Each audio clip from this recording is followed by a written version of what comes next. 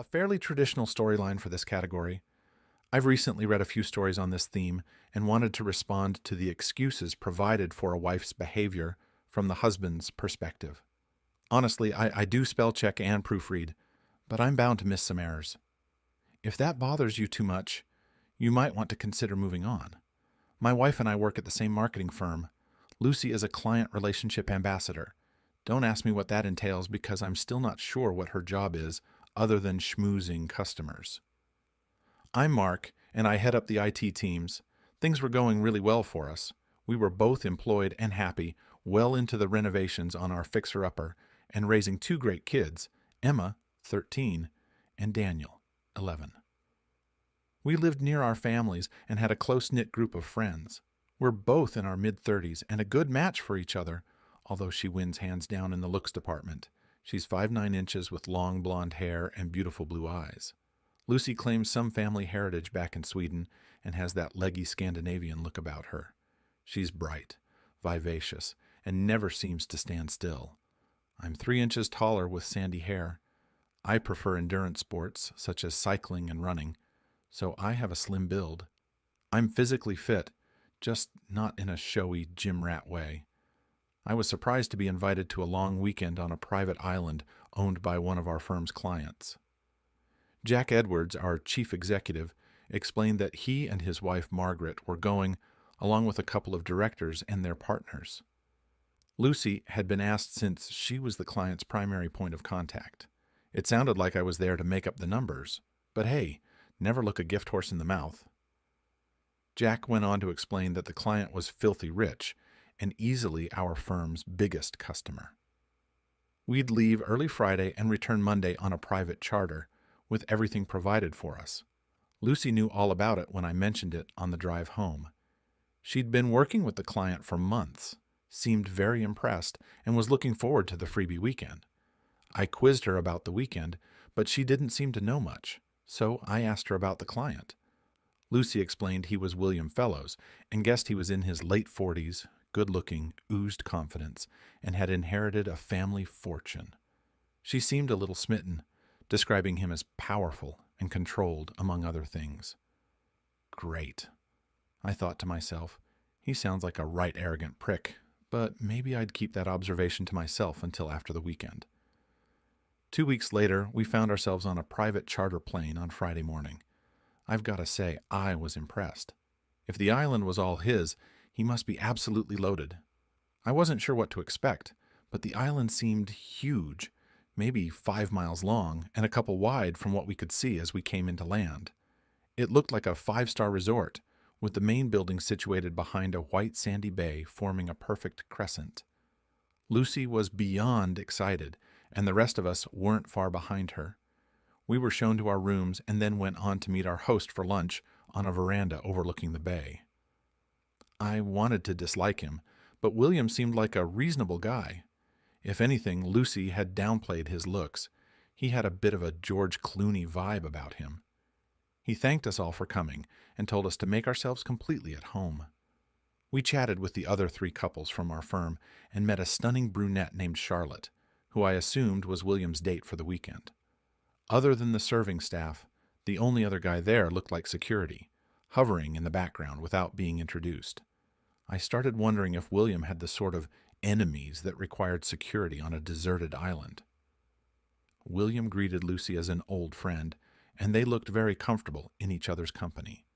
She and the others seemed to defer to most of what he said.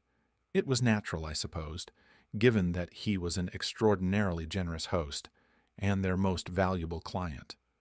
We had a great afternoon, snorkeling, paddleboarding, and generally messing about in the bay. There was a constant supply of free drinks and food, and later we enjoyed an evening meal with everyone in the group. The atmosphere was friendly and relaxed as we mingled in small groups. Charlotte came up and introduced herself to us. She was lovely and talked about growing up in England. I got the impression she was from a wealthy family, but she seemed genuinely nice. I wondered if she was a model or maybe didn't need to work. To my surprise, she was quite flirty even in front of Lucy. I managed to brush it off politely, attributing it to over-friendliness. Being pampered, without kids, having time to relax, and being in an idyllic location was the perfect setting for a romantic night. Lucy was particularly amorous. Our lovemaking was intense, and she repeatedly declared her love for me. It was the best night we'd had in a long time. Maybe there was something to this Love Island idea after all. I hoped for a repeat the next morning, but Lucy was quickly showered and keen to get to breakfast. I eventually managed to drag myself out of bed and caught up with her while she was in conversation with Jack and William. Both Jack and Lucy looked a little tense, making me wonder if it was work-related. Maybe William was doing the schmoozing and had used the weekend to push them on something work-related. The conversation broke up when I arrived, and after a quick bite to eat, we went on to enjoy another great day by the pool with the others. We went to dinner on Saturday, and I noticed Lucy had dressed up more than usual. She looked stunning in a red satin evening dress and strappy heels. After dinner, William asked if we could spare him a few minutes. We agreed and followed him to the study, with the security guy trailing behind us. William sat in a high-backed leather chair, while I took a seat on the couch opposite him with Lucy, noticing that she sat a little away from me. After a long pause, William began speaking. "I have a proposal for you, Mark. It's of a personal nature." "Okay," I managed, despite being totally bemused. William continued, "I've had the pleasure of working with and getting to know Lucy over these last few months, and it's been an absolute delight. We get on fantastically well and have built up a great relationship." He paused, perhaps waiting for a reaction from me, but I had no idea where this was going. The word relationship had me feeling a little uneasy. He continued casually, "As a result, I have a proposal. I would like to spend the rest of the weekend with Lucy. Of course, I am more than happy to compensate for the time she would have spent with you. To that end, I intend to transfer £100,000 to your joint account." I started laughing, thinking this had to be a joke, and couldn't resist jibing. "Well, William, it seems you're being a bit of a skinflint. Didn't Robert Redford offer £1 million for Demi Moore?" No one else laughed. William went on, "Like all arrangements, I'm more than willing to negotiate the price to get what I want. Additionally, Charlotte would be at a loose end, and I would be delighted if you would be willing to entertain her." I turned to Lucy, expecting her to be smiling, but she just looked concerned. "It's not a joke, Mark. William has asked me to join him, and I think we should seriously consider the offer." I wanted to punch him. When I looked back, the security guy was closer. I wondered how he managed that. I didn't even see him move. William kept talking. "I can assure you, your wife is fully supportive of the idea. Where is the harm? We will all have a wonderful time, and you will take away a significant sum of money." I looked back at Lucy. Maybe the price difference is because Demi Moore was reluctant. Lucy flinched at that remark, but had the sense not to reply. I was trying desperately to think, but had to focus on my breathing, which was becoming a struggle. I glanced at the security guy, whose demeanor had completely changed. He looked alert and focused on my movements, and with good cause. I really wanted to punch William in his smarmy face. "What's your name? Ex-military by the look of you. Does he pull this shit often?" "Shane, sir, and I can't comment on the matter." "And if I were to attack your prick of a boss, I guess you could kill me with your bare hands or something like that." Shane smiled. "Maybe just restrain you from that action, sir." Turning to William, I said, "It's just as well you brought him, or I would kick the shit out of you." William didn't seem at all perturbed. "Let's not be hasty, Mark. You have a lot riding on this." It was Lucy who spoke next. "Mark, think about it. It's just a couple of days, and the money would change our lives forever." I was devastated. She clearly had planned this and wanted to do it. "Tell me, honey, did the offer of money come after you two decided to do this?" No reply, so I went on, "And I guess Charlotte was thrown in to sweeten the offer as well. What is she, a prostitute?" William replied, "Charlotte is a personal friend of mine. As well as being wealthy, she is a very high-end escort and only takes contracts that interest her. Rest assured, you would experience something out of this world with her." "I guess that makes them both prostitutes." Another flinch from Lucy, but no soothing words. Well, William, you can stick your money up your perfumed arse. Then Lucy spoke up and showed her true colors.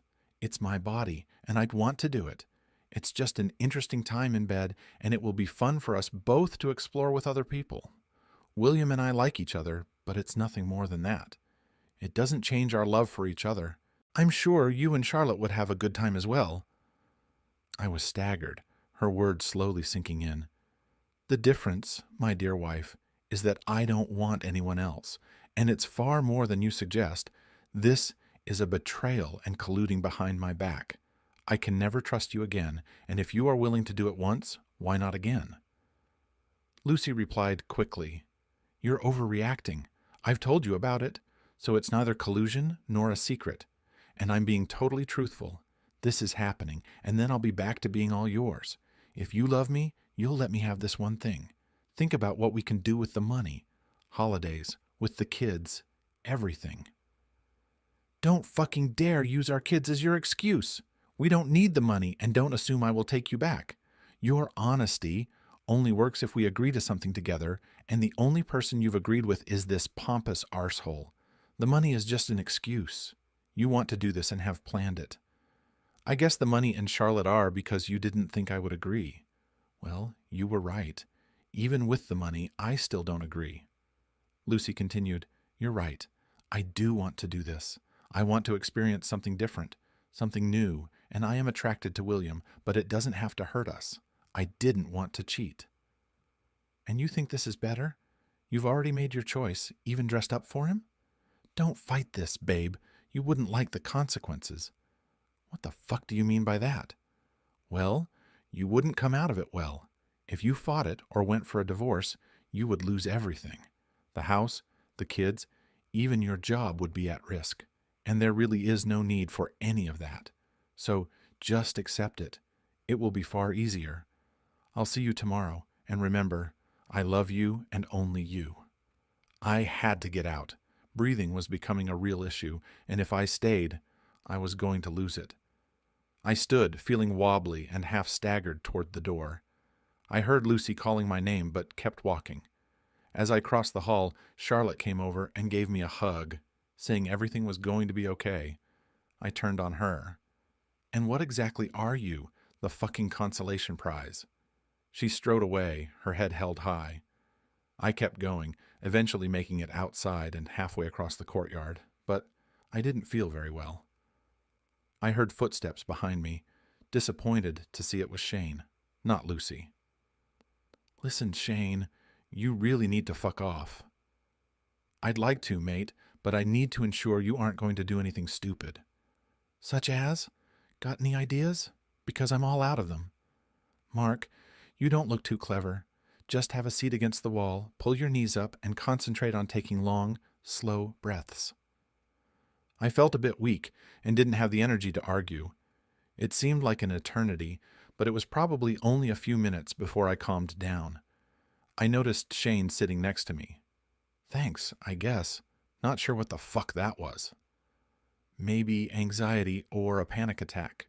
You were pretty pale, but you're looking a better shade of pink now, though. So, Shane, speaking of stupid ideas, is there any way I can get out of this shithole? Shane replied matter-of-factly. There's no way off this island tonight. There are no boats. The plane and the pilot are off on another charter. You might be able to radio for help, but an unfaithful wife is hardly an emergency situation. Well, I'm pleased you think she's unfaithful.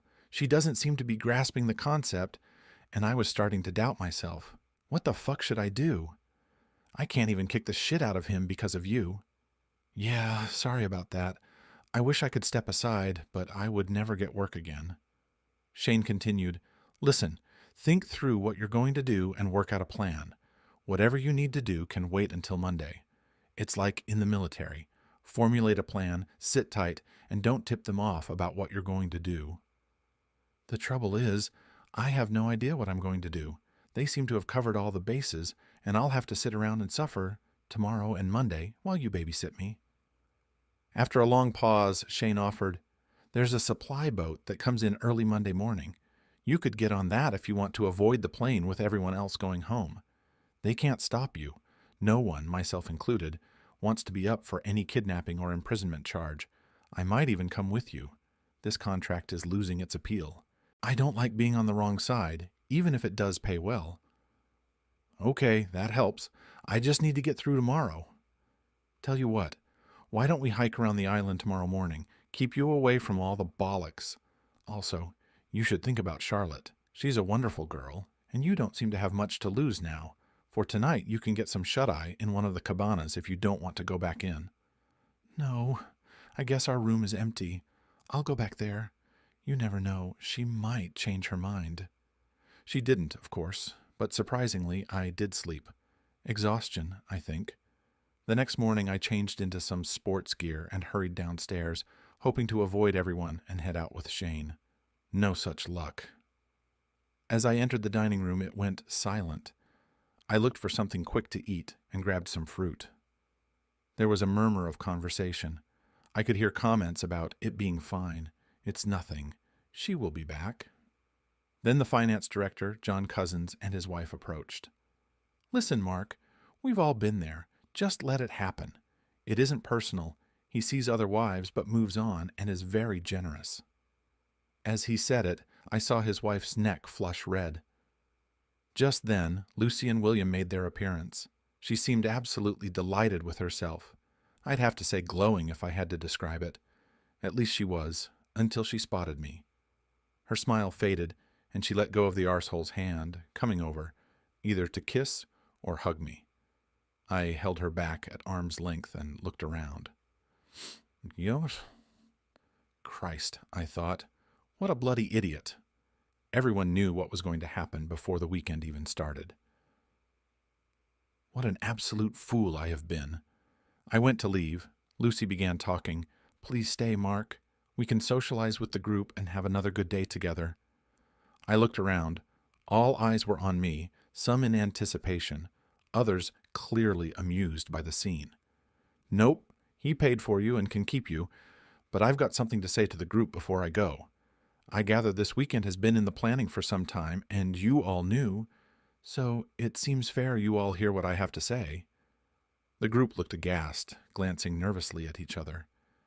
Jack and Margaret, I would never have come to this weekend if you weren't here.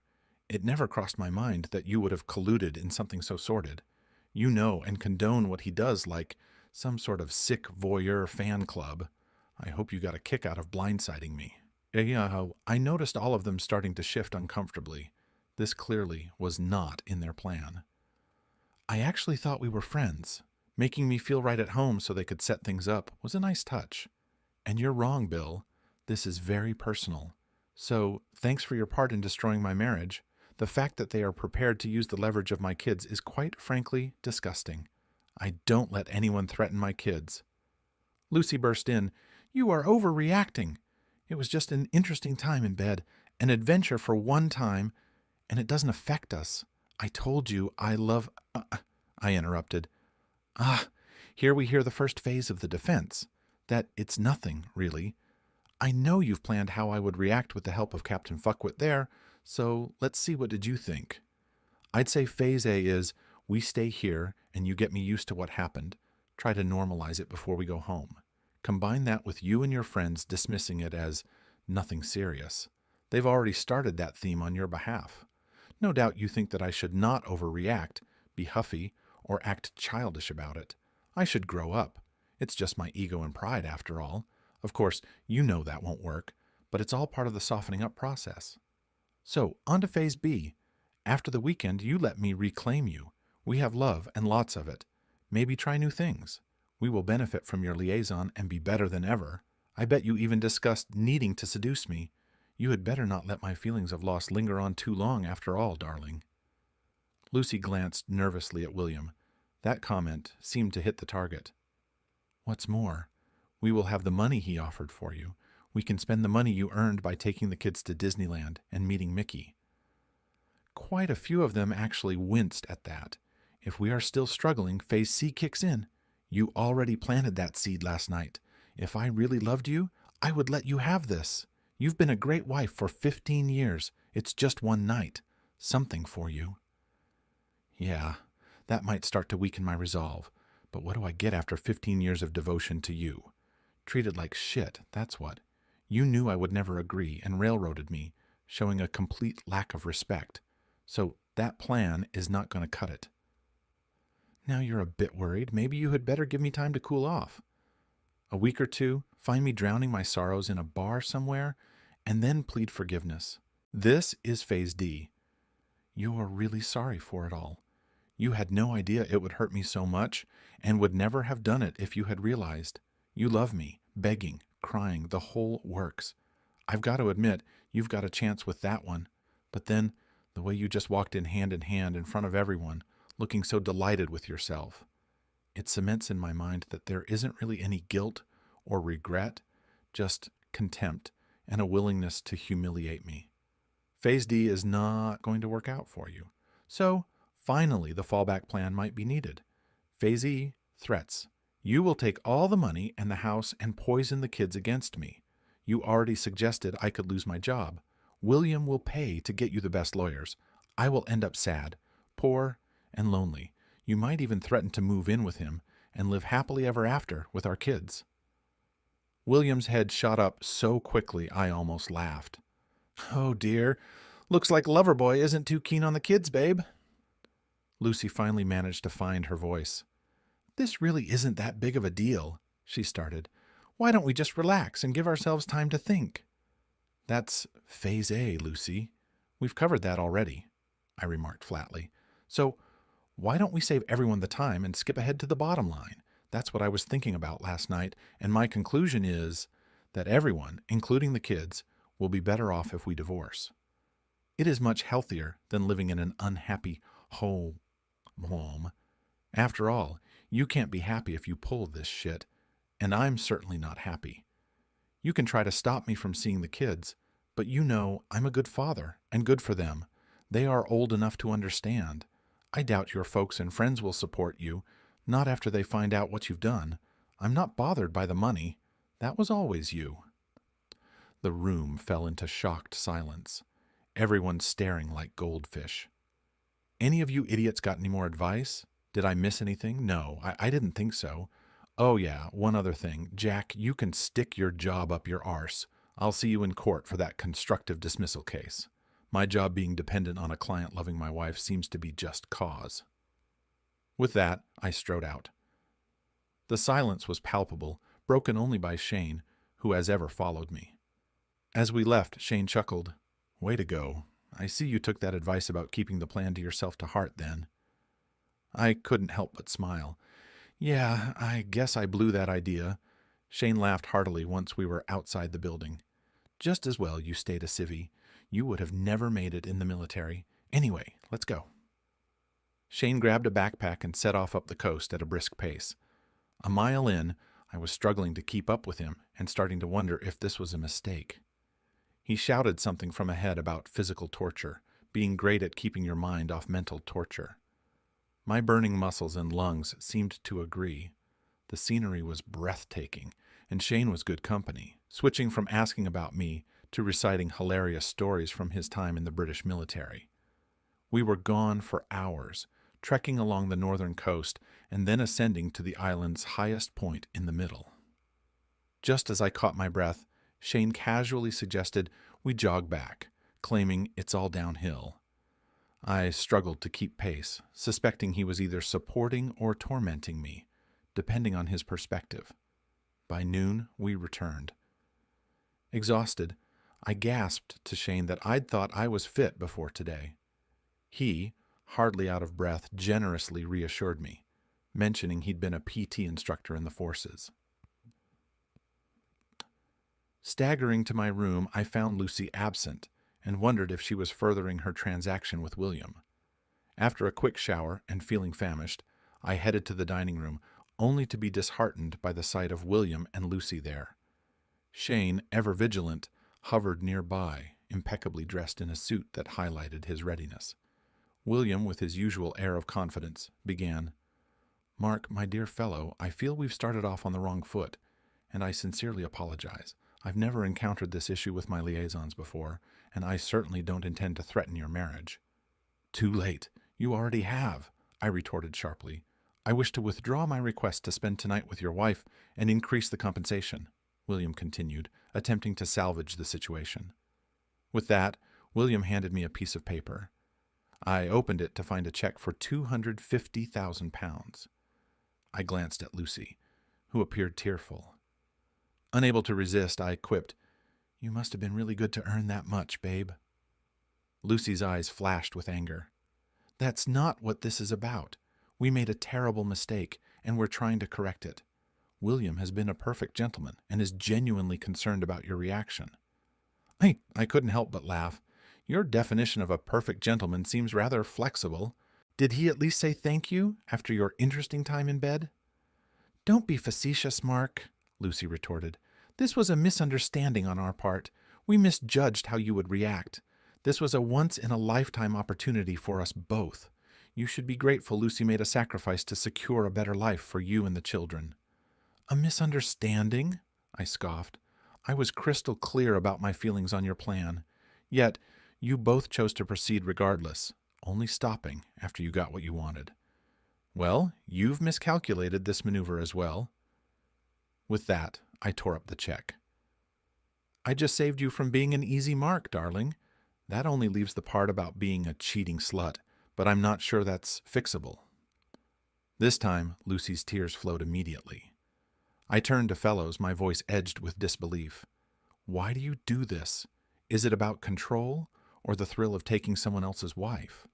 Either way, it just makes you a sad excuse for a man. You were, 48? Yet you behave like a child stealing toys just because you can. Don't you have anything more meaningful to focus on? William chuckled in response. I run an international corporation and contribute millions to charity. I have plenty to occupy my mind. From what I researched last night, you inherited that corporation, and under your watch, it's been shrinking. And as for charities, attending galas and fundraisers must be such a hardship. When was the last time you got your hands dirty and genuinely helped another human being? I doubt you have that in you. You're too self-absorbed, too busy playing games with people's lives. Planning this weekend for everyone to know, it must be the humiliation that gets you off. I'm sorry, Lucy, but it wasn't all about desire for you.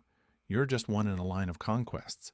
Why don't you try growing up, forming a real connection with someone, putting your wealth to good use, and stop being a complete jerk? I approached Charlotte on the beach, feeling a sense of relief at finding someone who seemed to understand. I'm sorry about last night, I began. Charlotte looked up from her book, her smile warm and genuine. There is absolutely no need, she interrupted. I was led to believe you would accept the offer made. If I had known, I would never have approached you. Your reaction was perfectly understandable, and your speech at breakfast was absolutely outstanding. I couldn't have agreed more. When you left, Lucy broke down into tears, and I've never seen William look so embarrassed. I loved every minute of it. Oh, sorry, I shouldn't be saying that given what you are dealing with. I chuckled despite myself. No need to apologize. It's actually quite refreshing to hear someone being honest about it. Charlotte nodded, her expression softening. I've known William for some time now. He's not an easy man to deal with, and he often gets away with far too much. I admire your courage for standing up to him. Thank you, I replied sincerely. It hasn't been easy, but I'm starting to see things more clearly now. If there's anything I can do to help, Charlotte offered, please let me know. I can't undo what's happened, but I can certainly be a friend. I appreciate that, I said, feeling a genuine warmth towards her. Just having someone to talk to who understands makes a big difference. We sat together for a while longer, talking about lighter topics and enjoying the serenity of the beach. It was a welcome change from the turmoil of the past few days, and Charlotte's presence brought a sense of calm that I desperately needed. I replied, Thanks. I'm sort of relieved that something seems to be sinking in. I'm pretty tired of being told it's nothing. Charlotte nodded knowingly. You realize William has no idea what to do about you. He's never been turned down before and isn't used to dealing with morals. Has he offered you more money yet? Yeah, just before I came down, $250,000. Charlotte sighed. Bloody idiot. I told him not to, but he's used to paying enough until he gets what he wants. It's going to cost him in business as well as personally. Charlotte turned out to be easy to talk to, and she listened attentively as I shared about my marriage and kids. She was clearly intelligent and well educated. She expressed surprise that Lucy had done this, assuming there must have been some unhappiness or an agreement between us to open our marriage. I mused aloud, "No, just a surprise ambush. She seems completely infatuated with the guy." "He has that effect on women," Charlotte remarked. "It's all very charming, but the depth doesn't run very far, if you know what I mean." We continued chatting, and I found myself feeling slightly better as the conversation flowed. "I guess you really do love her. Your reaction to the offers and at breakfast, it must be heartbreaking for you," Charlotte observed gently. I managed a shrug. "I'm sorry to have had any part in it." "Not your fault. I've just got to get through another night, and then perhaps I can escape." Charlotte smiled again, her smile becoming increasingly distracting. "Well, maybe I can help with that." They were surprised when I turned up for dinner. Lucy was no longer sitting next to William. It was a fairly normal dinner, although I ignored all of Lucy's attempts at small talk. When Lucy asked me if I would like to have an early night, I smiled pleasantly and said I had plans. She looked confused, and that confusion deepened as Charlotte strolled around the table, linking arms with me as I stood. We left the room together. We walked down to the cabanas on the beach. Initially, the plan was just to leave together and give Lucy a taste of her own medicine. But Charlotte felt good in my arms, very good, and as we kissed, at least some of the frustrations of the last 24 hours eased away. I thought about maintaining the moral high ground, that sense of right and wrong, but then I looked at her. Well, I guess Lucy wanted me to be more flexible, and as far as I was concerned, our marriage vows had already been broken by Lucy. I had an outstanding night with Charlotte. It wasn't just her beauty. She had a serene sexual quality. Every movement seemed so precise and perfectly timed. She truly was a master of her art. Surprisingly, I didn't think about Lucy, nor did I feel guilty. The searing, painful recollection of Lucy with William was enough to remove any hint of remorse. Off the island, I had made good time, catching the supply boat, a taxi to the airport, and then connecting with a routine flight back home. I picked up the kids and did my best to catch up with their weekend activities.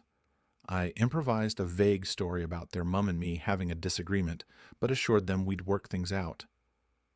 Just as I suggested we eat out, Lucy stumbled into the house, dragging our heavy suitcase behind her. The kids ran upstairs shouting, "Hi, Mom!" Lucy smiled. "Eating out sounds like a good idea. Give me a few minutes, and I'll get ready." "I'd rather you didn't, Lucy," I replied, recalling her earlier remarks. "I'm not sure how much time I'll have with them, so I think it's better if it's just us tonight."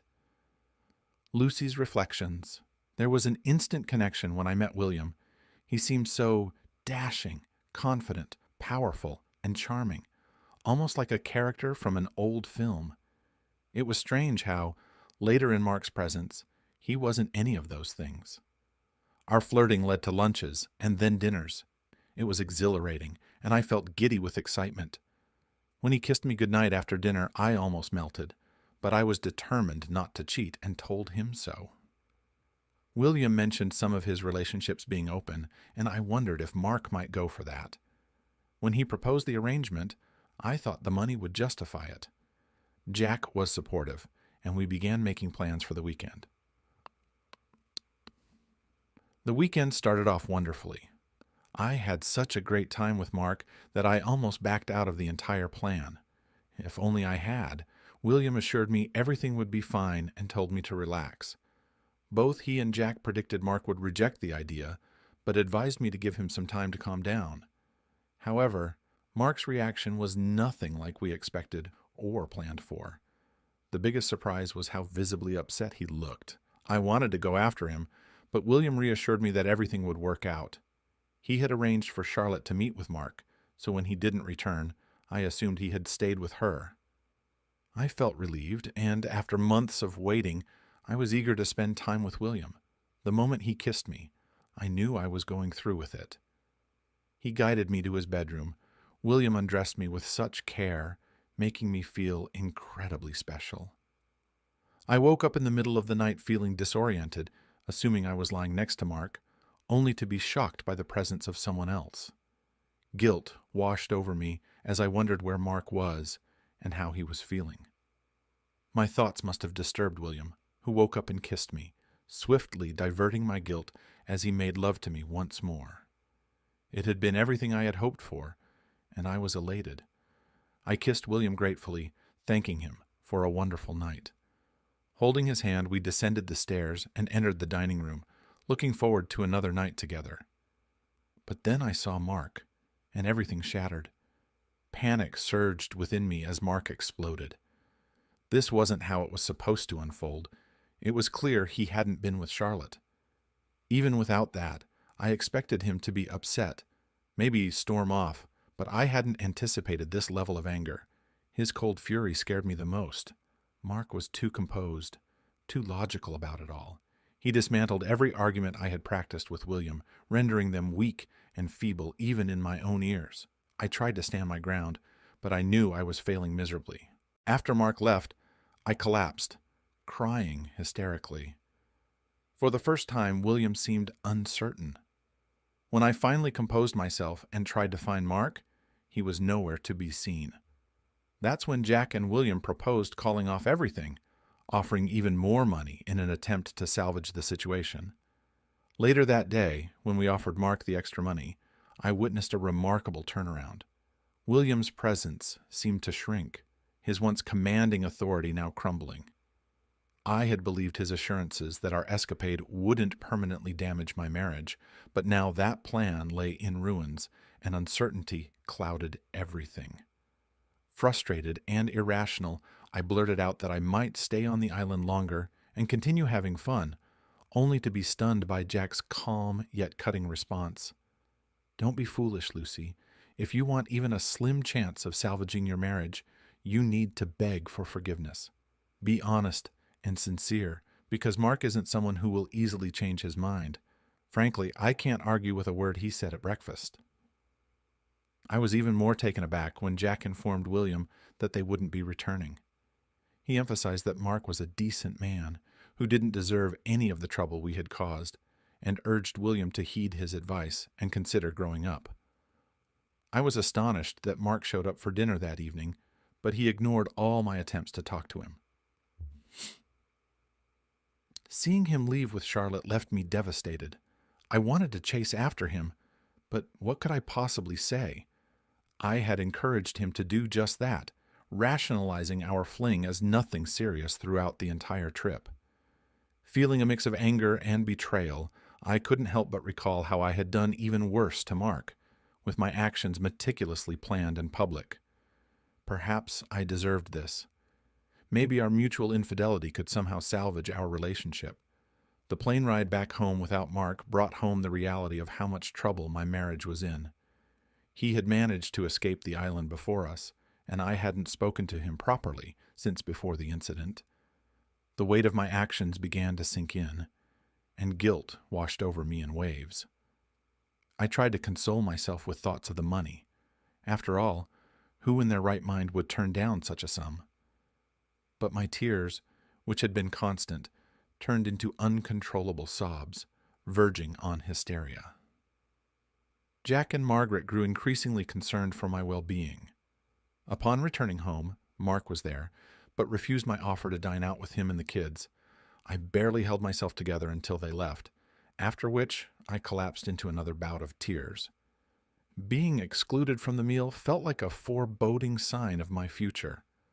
Once I managed to calm down, I agonized over what to say to Mark when he returned.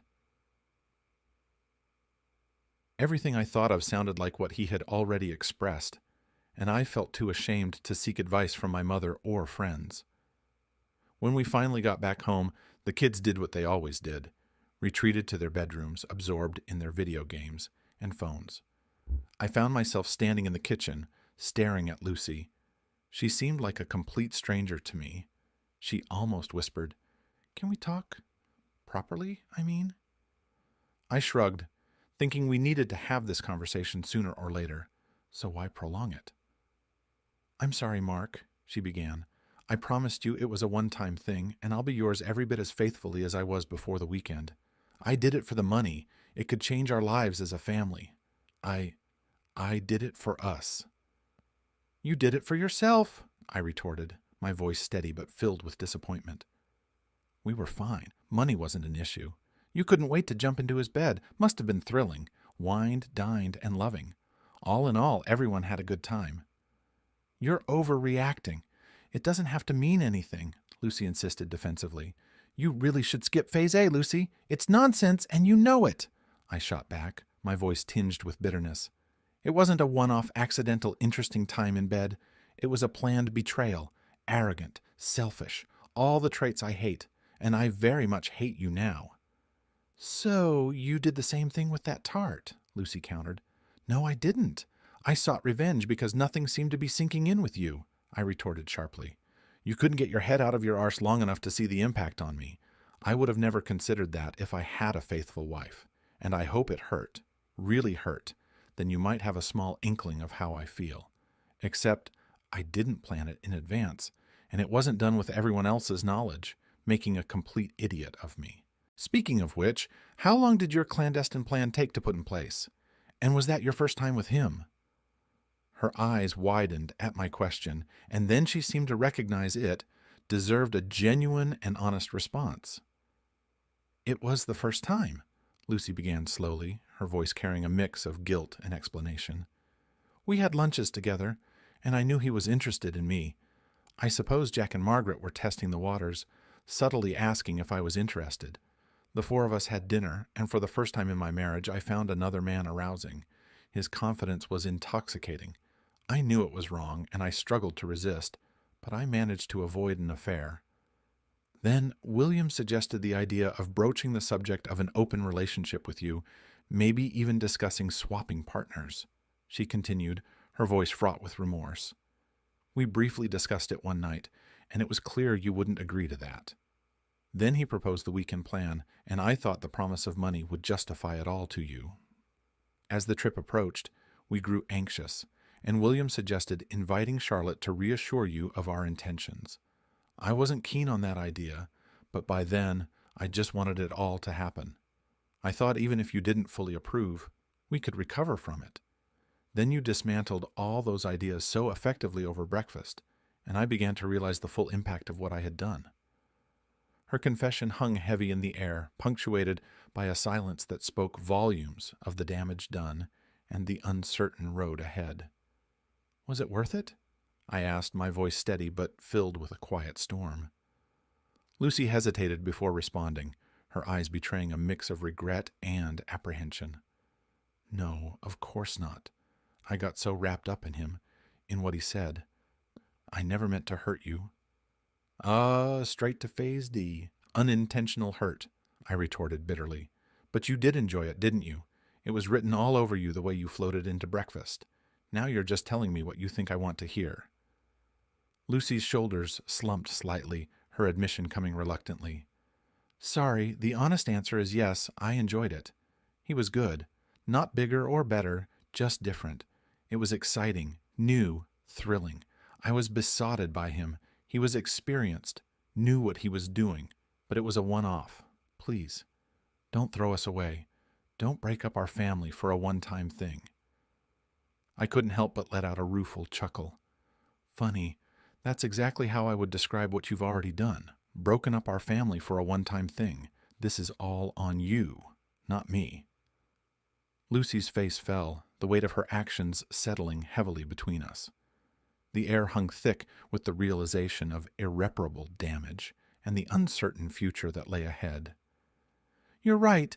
This is all my fault. I am so very sorry. I love you with all my heart," Lucy pleaded, her voice tinged with desperation.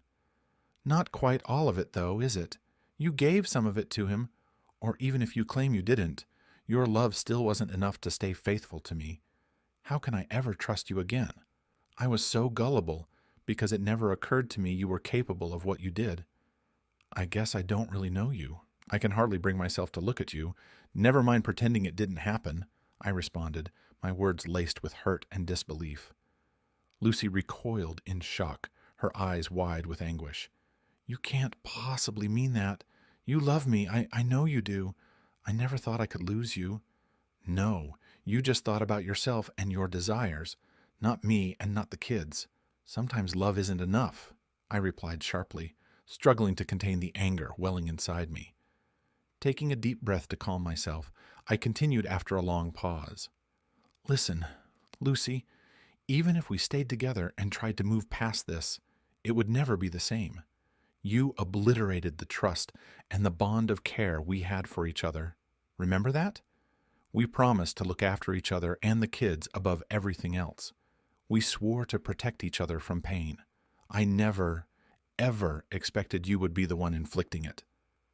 Mark, I love you. I made a huge mistake and would do anything to take it back.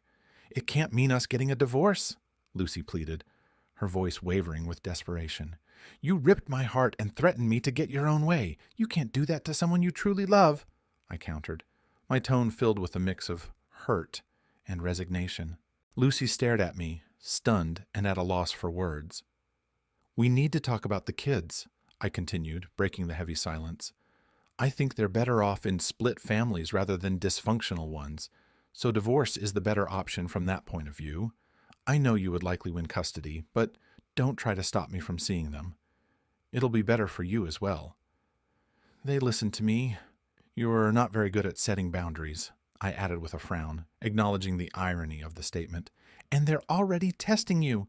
It would be better for all of us if we can both stay in their lives. Lucy shrugged, unable to form a coherent response. Seriously, Lucy, whatever happens, don't stop me from seeing our kids. Do not alienate me. I am not the bad guy here. I'm good for them, and I love them to bits. You haven't seen me angry yet. I'll fight you to the bitter end, waste all of our money on lawyers, and we'll destroy each other in the process. She nodded solemnly. I would never do that. You're a great dad, and they do need you. They'll want you to keep taking them on trips and supporting them in their sports clubs. I turned to face her, surprised by her sincerity in that moment. It was the first time I felt she wasn't trying to manipulate me or excuse her actions. Be careful, Lucy. You're throwing away Phase E. Seriously, though, you know who I am. Why do it? I can only think deep down you wanted us to break up. God, never that, Lucy uttered urgently, her voice filled with regret. There's no excuse. I got selfish, convinced myself I could have something extra. I thought one way or another I'd be able to keep you.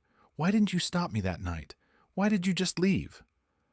I couldn't breathe and had to get out, but then it didn't seem to make that much difference, I replied, my voice heavy with resignation. The fact that you wanted another guy and were willing to do anything to get it meant I'd already lost you. That conversation killed us long before you reached his bed. Maybe it was over when you started planning it. You spent weeks talking to him and setting it up. Letting you go and not forcing you to stop makes it easier to finish things. There's no going back now. And so began the unraveling of our marriage, shattered in less than 4 days. Thankfully, we managed to divorce without the need for counseling. Lucy didn't seem inclined to delve into her actions. It's a pity in some ways. I had hoped professional help could shed light on her delusions. She did keep one promise.